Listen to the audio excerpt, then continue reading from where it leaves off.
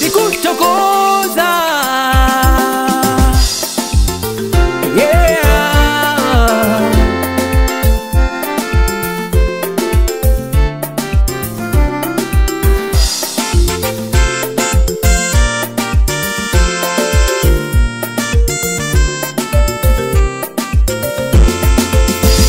Ambuye Yesu ndikutokoza mani wombola ine mukapolo wa machimo.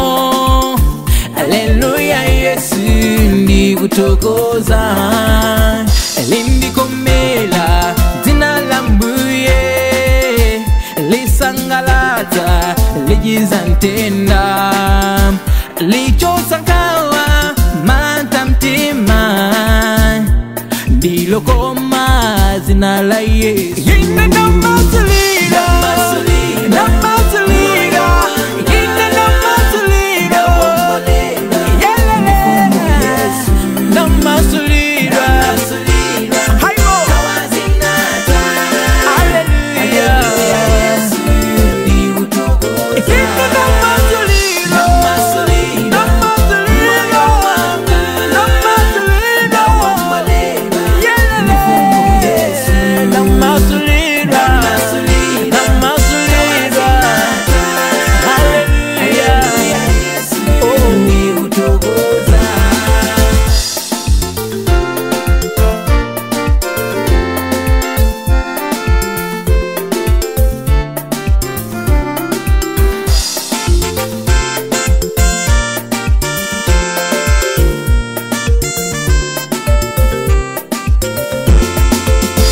Satana uyo ananimanga munene yake yo ya ukapolo kwa mambo ya Yesu nani masula.